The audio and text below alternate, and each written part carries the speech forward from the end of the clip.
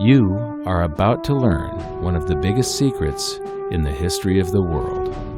It's a secret that has huge effects for everyone who lives on this planet. Most people can feel deep down that something isn't quite right with the world economy, but few know what it is. Gone are the days where a family can survive on just one paycheck.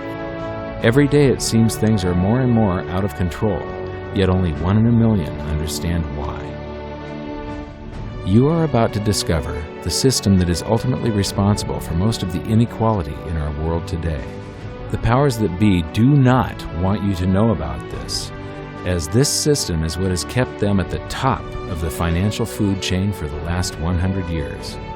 Learning this will change your life because it'll change the choices that you make. If enough people learn it, it'll change the world because it'll change the system. For this is the biggest hidden secret of money.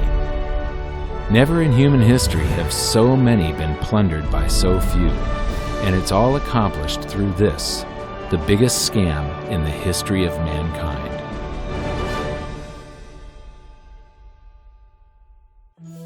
They say that money doesn't grow on trees, but the truth is that the modern banking system creates currency far faster than trees can grow.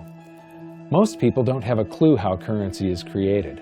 Economists and bankers make it sound so complex that people think they can't understand it. But I'm going to strip our monetary system down to its essence so that you can see the scam behind the curtain and just how it affects you. Every modern society creates currency in pretty much the same way. But since the US dollar is the majority of the world's currency, I'm going to use the United States as our example. It all starts when some politician says, "Vote for me and I'll make sure the government provides you more free stuff than my opponent will." But there's no such thing as a free lunch. So to provide that supposedly free stuff, the politicians vote for the country to spend more than its income. This is called deficit spending. To pay for that deficit spending, the Treasury borrows currency by issuing a bond. So what's a bond? If you think about it, a bond is really nothing but a glorified IOU. It's a pretty piece of paper with numbers printed on it that says, "Loan me $1 trillion today, and I promise over a 10-year period I'm going to pay you back that $1 trillion plus interest."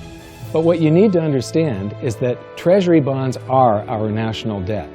These glorified IOUs are to be paid back by you and I and our descendants through future taxation. Therefore, when the government issues a bond, it steals prosperity out of the future so that it can spend it today. The Treasury then holds a bond auction, and the world's largest banks show up and compete to buy part of our national debt and make a profit on it by earning interest. You'll notice that as we move through this process, the big banks are there, taking a cut every step of the way. This isn't by chance, as you'll see shortly. Then, through a shell game called open market operations, the banks get to sell some of those bonds to the Federal Reserve at a profit. To pay for the bonds, the Federal Reserve opens up its big old checkbook and writes bad, bogus, counterfeit checks that should bounce because they're drawn on an account that always has a zero balance. There isn't 1 penny in there. To quote from the Boston Federal Reserve, "When you or I write a check, there must be sufficient funds in our account to cover that check. But when the Federal Reserve writes a check, there is no bank deposit on which that check is drawn. When the Federal Reserve writes a check, it is creating money." The Fed then hands those checks to the banks, and at this point, currency springs into existence. The banks then take that currency and buy more bonds at the next Treasury auction. But what is a check? A check is also an IOU. When you write a check, you're making a note that says, "Here's my IOU for cash. All you have to do is go to the bank and pick it up." Now, it's very, very important that you understand this process because we're going to come back later and show you the devastating effect this has on you. The Treasury issues IOUs, bonds. The banks then buy those IOUs with currency. The Federal Reserve then writes IOUs, checks, and hands them to the banks in exchange for the Treasury's IOUs, the bonds. And currency is created.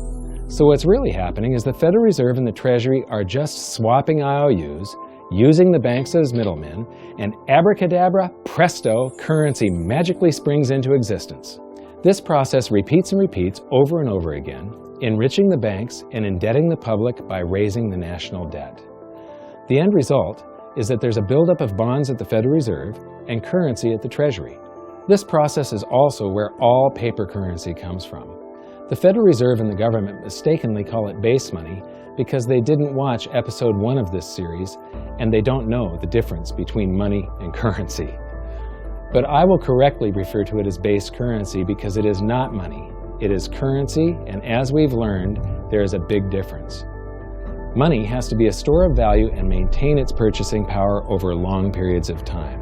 We learned in episode 1 that earlier in our history, our paper currency was just a claim check. It was a representation for real money of intrinsic value, the gold and silver that was held on deposit at the Treasury. You could walk into any bank and slap your currency, like say a $20 bill, on the counter and redeem it for real money, a $20 gold piece. But now, this base currency that's piling up back here is really nothing but a receipt or a claim check on an IOU, that bond. So it's really nothing but a supply of numbers. The Treasury then deposits the newly created currency into the various branches of the government, and the politicians say, "Hey, thanks for that." And the government does some deficit spending on public works, social programs, and war. The government employees, contractors, and soldiers then deposit their pay in the banks. Now, this may come as a shock to you, but when you deposit your currency with the bank, you're not actually depositing it into an account to be safely held in trust for you. Instead, you're actually loaning the bank your currency, and within certain legal limits, they can do with it pretty much anything they please. This includes gambling in the stock market and loaning it out, at a profit, of course. Now this is where the machine of currency creation really gets cranking, because this is where something called fractional reserve lending comes into play. Fractional reserve lending is exactly what it says. The banks are allowed to reserve only a fraction of your deposit and loan the rest out. Although reserve ratios may vary, I'm going to use a 10% reserve ratio as our example. If you deposit $100 in your account, the bank can legally take $90 of it and loan it out without telling you. The bank must hold $10 of your deposit in reserve just in case you want some of it. These reserves are called vault cash. But why does your bank account still say you have $100 if the bank has stolen $90 of it? Because the bank left IOUs it created, called bank credit, in its place. Now I know this sounds crazy, but here it is in black and white from the Fed. Commercial banks create checkbook money when they grant a loan simply by adding new deposit dollars in accounts on their books in exchange for a borrower's IOU. These are nothing but numbers that the banks type into their computers. And even though these bank credit IOU numbers are very different from base currency numbers, because they only exist in computers, they are still currency. So now there is $190 in existence.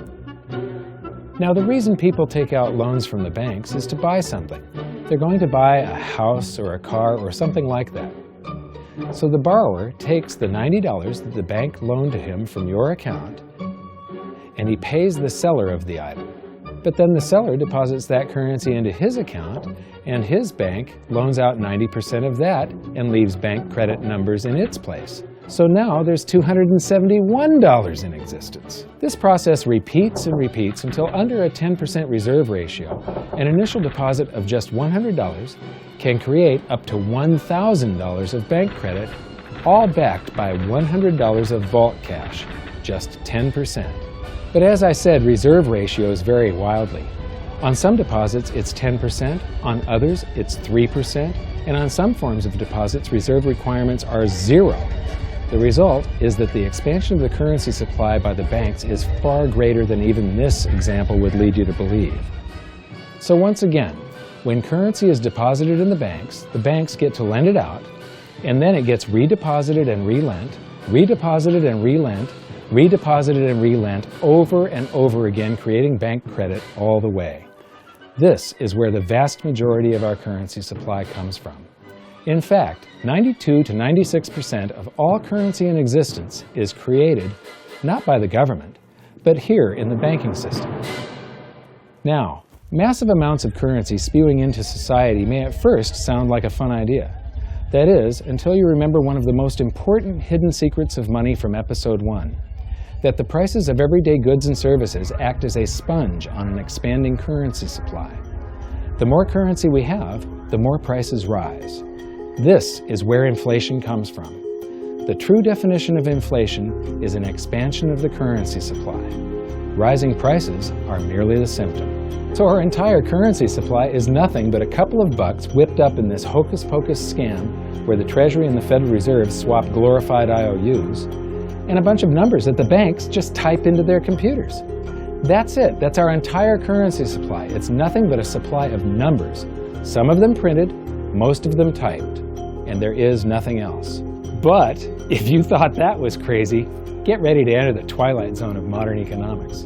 We work for some of that currency supply.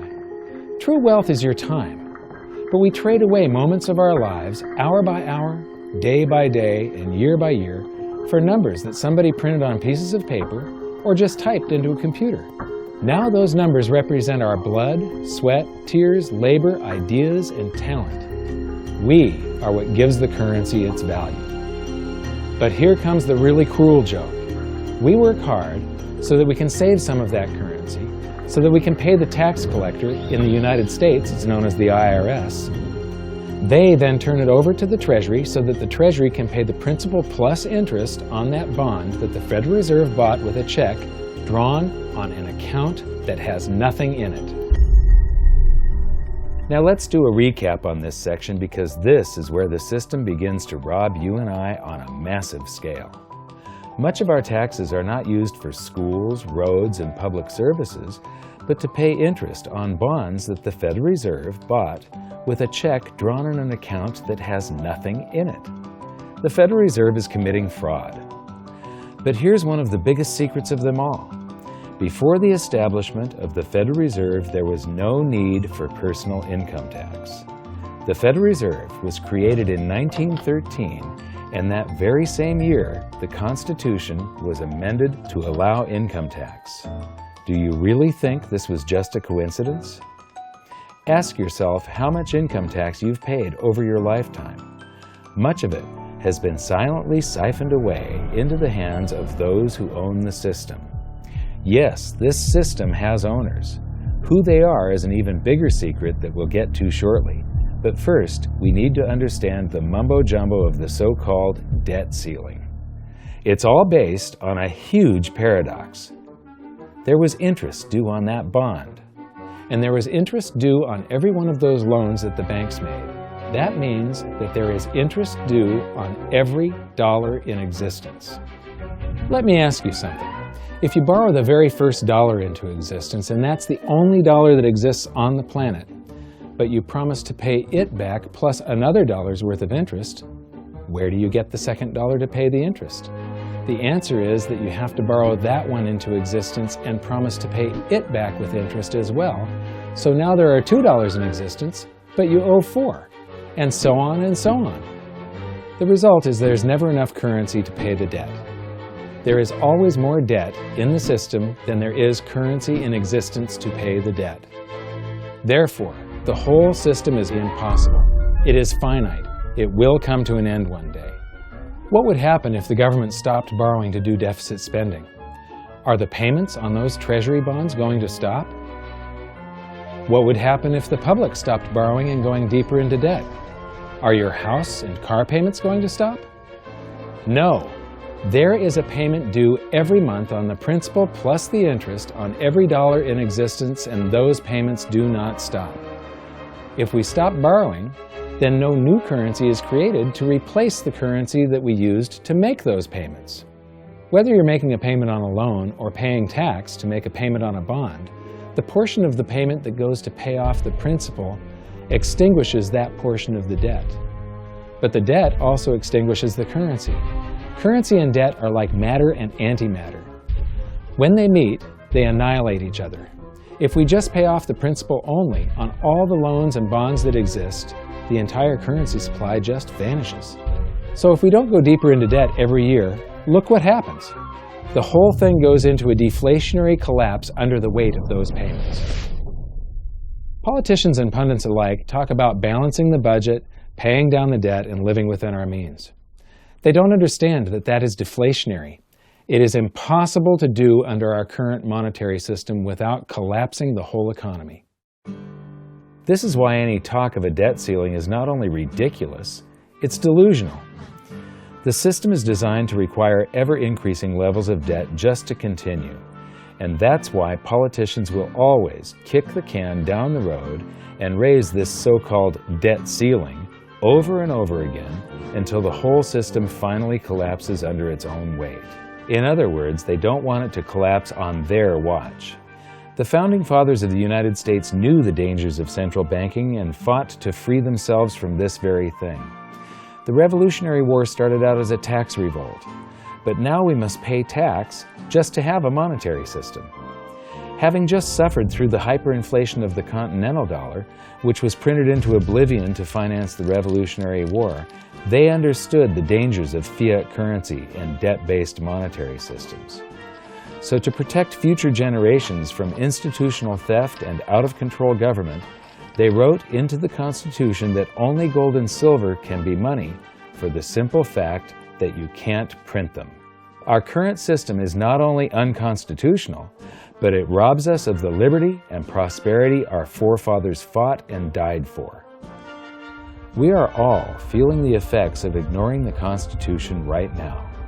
By forcing more currency into circulation, our purchasing power is diluted.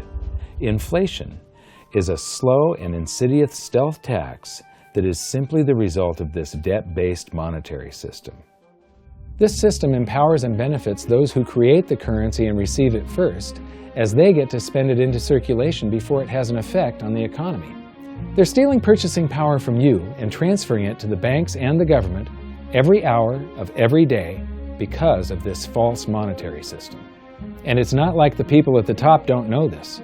To quote the Federal Reserve, the decrease in purchasing power incurred by the holders of money due to inflation imparts gains to the issuers of money. This is a fraud. It is a pyramid scheme, it is a Ponzi scheme, it's a scam, and it's a lie.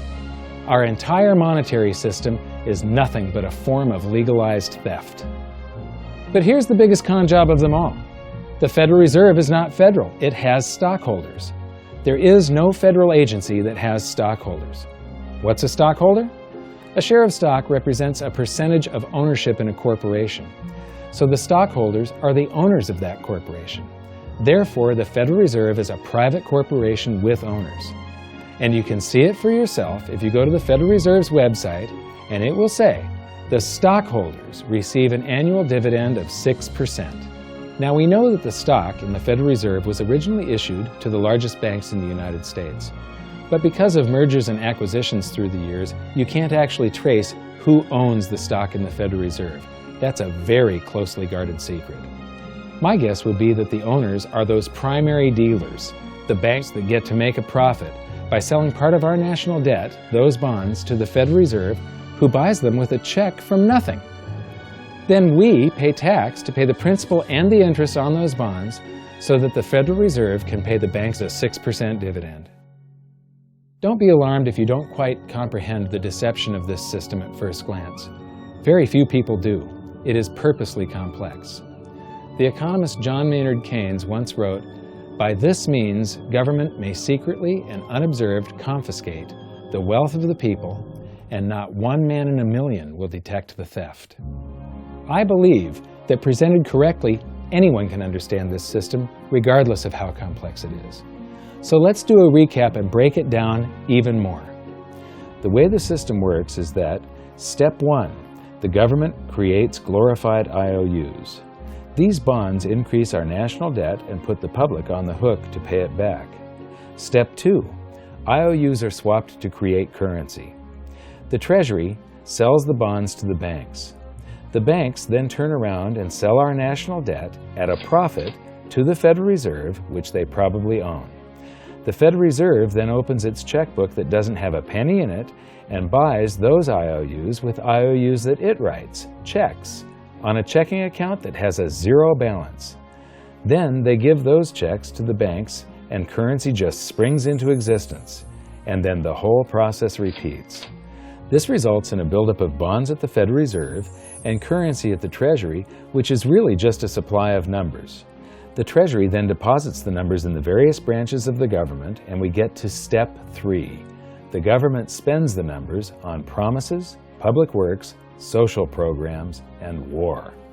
Then the government employees, contractors, and soldiers deposit their pay into the banks. And we get to step 4, where the banks multiply the numbers by magically inventing more IOUs through fractional reserve lending, where they steal a portion of everyone's deposit and lend it out.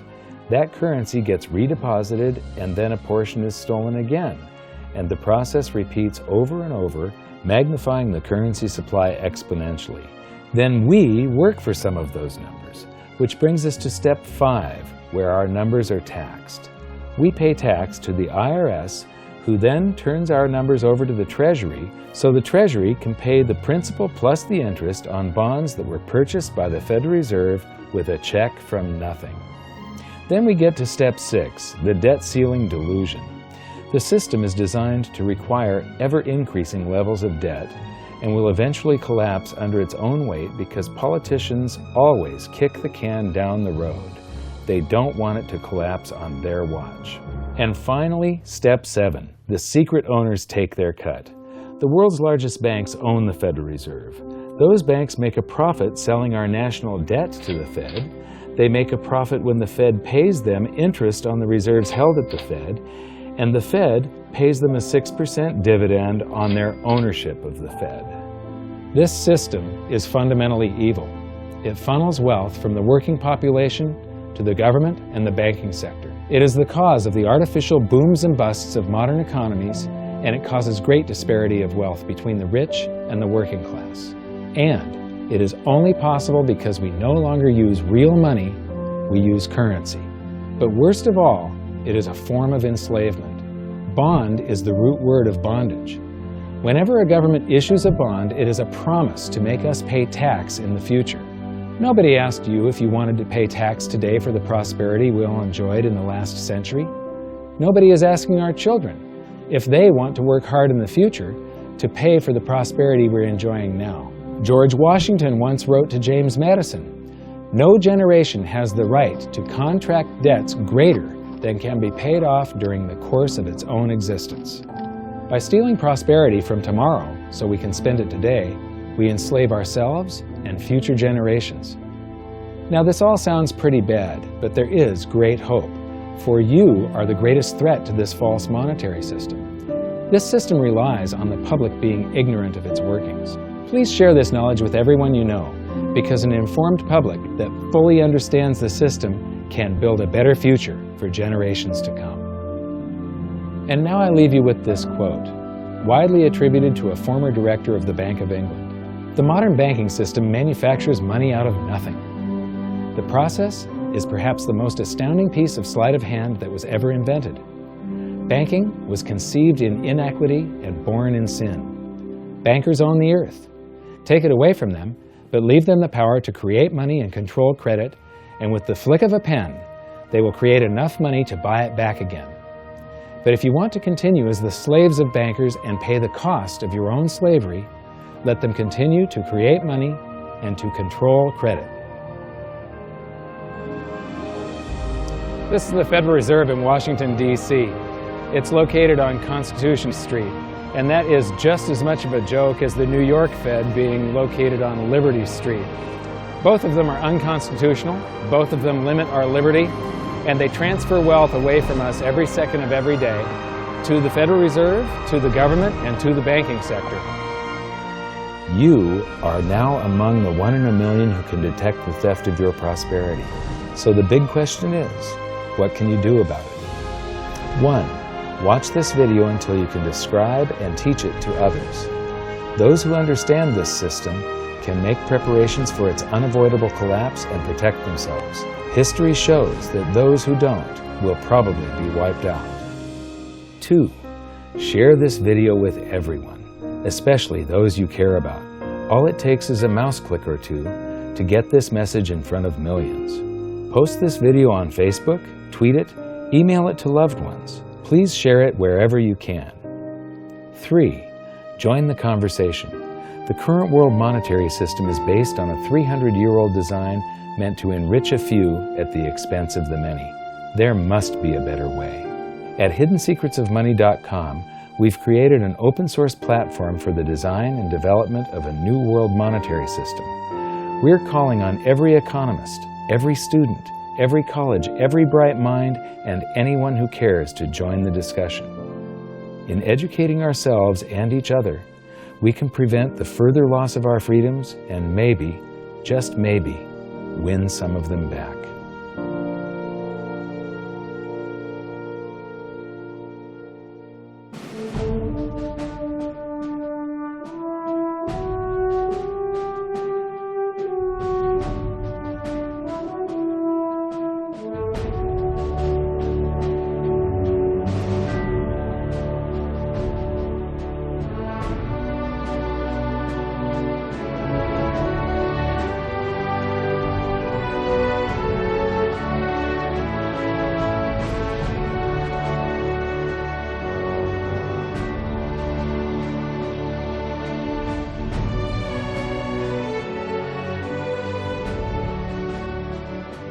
I think your episode 4 is very beneficial, very helpful. It's going to introduce these ideas to a lot of people, and like I've just been talking about, we have to change people's mind, and the more they understand it, the better.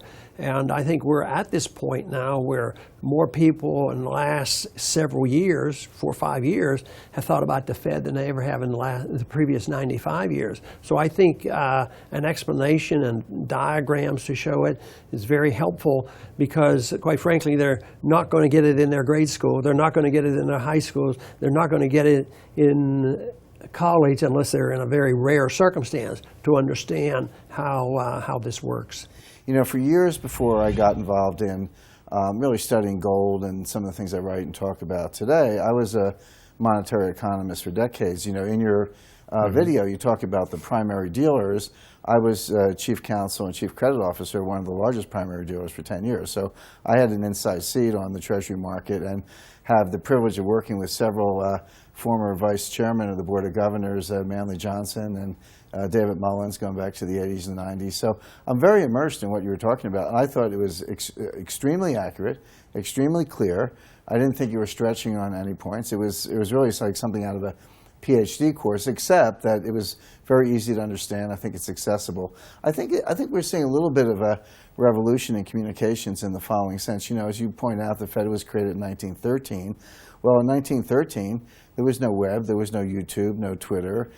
There was really no one to kind of stand up and oppose the Fed or call them out, if you will, or really get into a discussion that everyday Americans could follow. That's not true now with social media and everything else. You can reach out to millions and tens of millions of people and tell them what's going on. I think you've done that.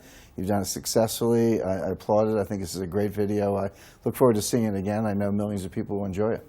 Well, as we know, the Federal Reserve believes it can create money out of thin air, not realize money is supposed to represent real products and services.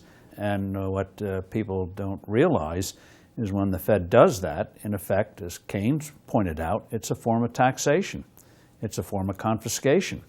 And because people don't see it, the politicos get away with it, but it also undermines social trust. It just is corrosive throughout society. We're going to have a lot of turmoil in the coming years, but it's going to be the kind of turmoil that leads to positive things. So don't despair. Get out there and fight, because the tide is going to turn. This is going to be the status last stand. Thank you.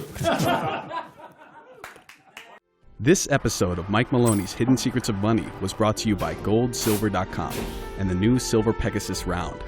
To learn how to protect your family and turn the coming economic storms into opportunity, visit GoldSilver.com.